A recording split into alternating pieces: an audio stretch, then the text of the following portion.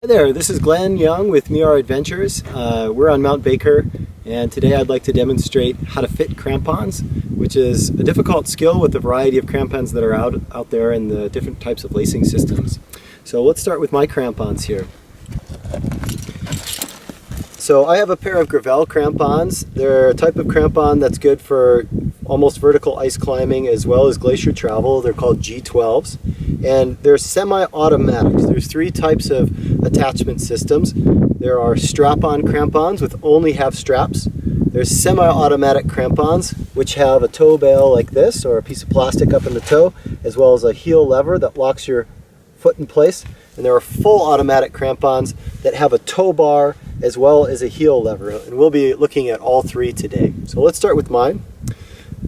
First, you need to check to make sure that the sizing bar that you have, which is the bar that comes with the crampons that has holes, is large enough for the size alpine boot that you have. Some sizing bars may be too small for your boot, some sizing bars may be too large, so when you purchase your crampons, bring your alpine boots along with you to the store and have them sized by a professional at the shop, and make sure that you have the right size sizing bar.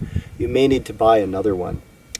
After that, most crampons, they have a pin that's associated with a lever mechanism that pulls the pin out of these holes and then allows the bar to slide. So in this case, I have a rubber coating on this bar that I can pull back to get my fingers in there, and that removes this pin, and that will allow me to slide this bar back and forth. These particular Gravels, sometimes they'll rust a little bit because of the type of steel that's being used, and that can make it a little bit hard to get the bar moving. But let me demonstrate that just a little bit. Okay, so you can see I can move that forward and backward slightly. Okay, forward and backward slightly. I don't want to move it too much because it would take a while to resize this crampon entirely. But you use that to get it to fit roughly the size of your boot, and then it's oftentimes a matter of guessing and checking. Generally, for semi-automatic crampons like these, you want to take your toe and put it in the crampon first and slide it as far forward as possible. Okay? Like that, before you put the heel lever down. For this particular model, I'm actually going to do the opposite, which is the way that you would do your crampons if you had full strap-ons. So I'm going to put my heel in first, and you'll see these little posts that stick up. I call those the heel posts, and I'm going to slide my boot back until my heel jams into those heel posts and is in contact with the bottom of that crampon there. So I put my boot in, make sure it's in contact, and then I push my toe in, and there are posts here as well, and I'm going to squeeze my toe so it goes between and press down firmly. Okay, and I know that that's sized perfectly for my crampon because when I lift, or for my boot, because when I lift and shake, the crampon stays on even though the heel lever has not been locked and even though there's not a strap over my boot. Okay, again, many models you need to do the opposite. For semi-automatics, put the toe in first, make sure that the heel comes just inside of these heel posts, and then check to see if you can shake it and it doesn't come off. Okay, that's a good sign. Sometimes the heel is also too narrow in volume and it will come off, but just so long as it's very close to those heel posts. Okay, next thing, I'm going to check to make sure there are no twists in this piece of webbing in back. Bring the heel lever lock up and over the heel welt, which is the in cut on the heel of the boot, and then pull up.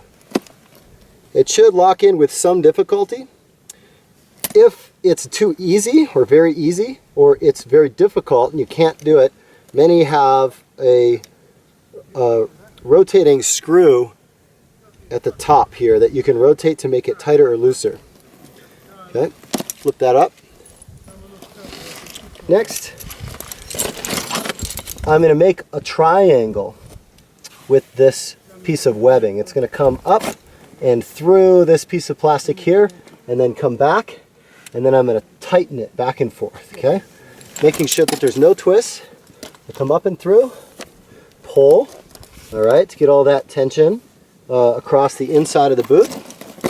Then you have two rings. You pass through both of the rings. This is very important. Make sure there are no twists or the attachment mechanism won't work properly. Separate the rings and then put the piece of webbing back through the second ring, which is the one that has the pull tab on it.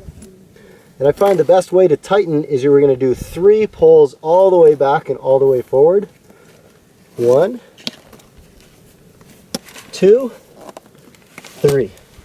Okay, so now my crampon is fitted properly. It's cinched in. I check with my finger to make sure that it's tight and there are no twists. And it's gone through the tightening mechanism properly, okay?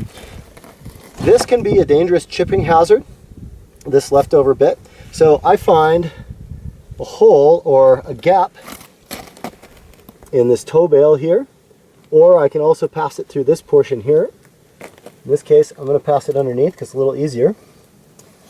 Pull back on it, and now I'm going to tie an overhand knot, easily confused with a half hitch. Okay, but I'm going to tie an overhand knot around.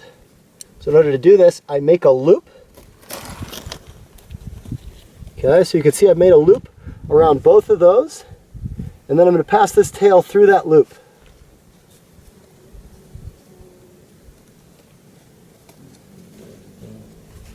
And pull tight.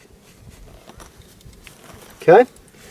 That keeps any extra material on the outside of my boot where I'm less likely to snag, and it takes up all that extra slack.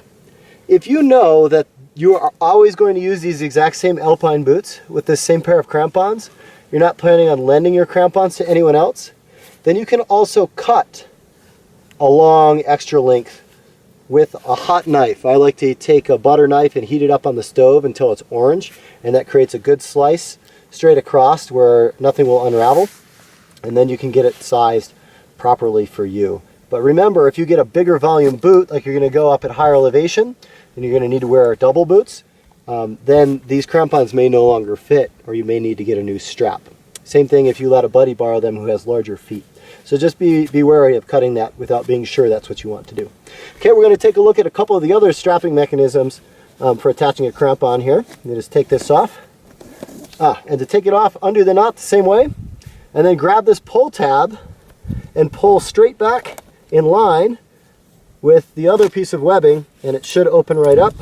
Pull that out, and then pop that heel lock down. Okay, reach down, and for mine, they're fitted quite tightly, so I might have to pry my boot out a bit. Okay, let's go on over. We're going to look at a pair of full automatics. Okay, full automatic crampons. Kind of how I mentioned most semi-automatics, we're actually going to put the toe in first. Okay, so move this so we can have a little bit more clarity. I'll move this crampon out of the way. So you can go ahead and give me your toe there. Put the toe in first. Make sure that the toe bail that's in use will work with the toe bail on the boot. The toe bail that's on this particular model of crampon is too narrow for the toe bail that's on my boot. So many crampons will have different toe bails for the width across the toe. So that seems to be fitting in just fine. Okay, next when that's in place is I go straight to the heel lever, and actually go ahead and pop your foot out of there.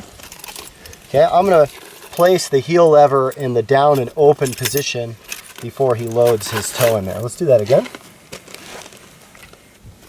Okay, pop that up. Slide your foot back slightly. There we go, pop that up. Great, and now much faster, I simply pop that in, and it should make a loud clicking noise. Instead of going through anything that's on the toe, in this case I just come straight around the ankle, and it's the same mechanism. Pass through both, make sure there are no twists, and then separate those rings, go only through the second one, which has that pull tab, and then same strapping, come across 3 times. Okay? This particular model has a lot left over, and you can do the same thing. You can feed that through, make an overhand knot, and pass it through and tighten it. Just make sure that you take up any on the inside if it ends up being on the inside, because that can become a tripping hazard, okay? Okay, we'll move on to the next. Okay. The last kind, which is probably the most common type for general glacier travel where people aren't intending on doing technical mountaineering or ice climbing is the strap-on crampon. This is a very sharp, aggressive form of strap-on crampon made by Petzl. I'm going to open this up by pushing both the heel bail and the toe bail away from the center of the crampon. And just how I did mine, we're going to start with the heel first. So you want to put your right heel in there. Okay.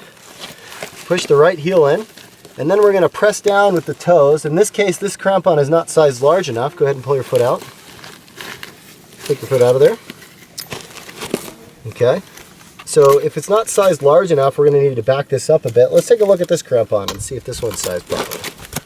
Put your left foot in and heel first.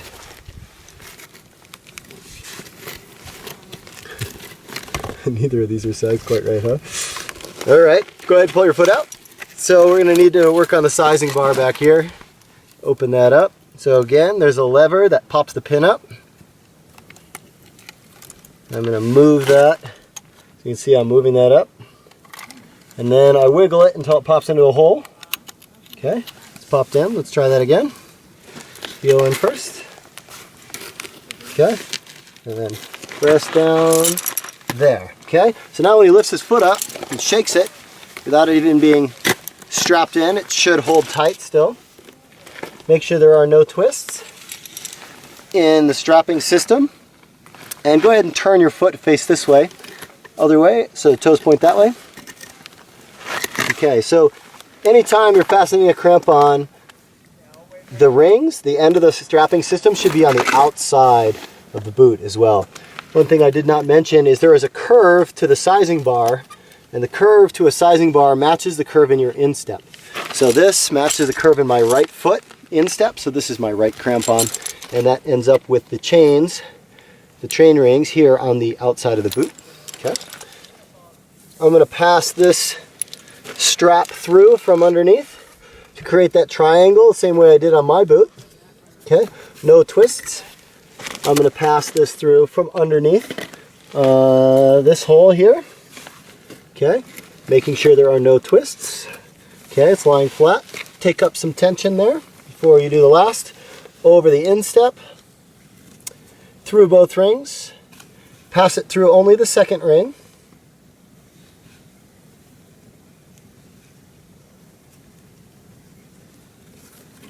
And then same mechanism for tensioning. 1, 2,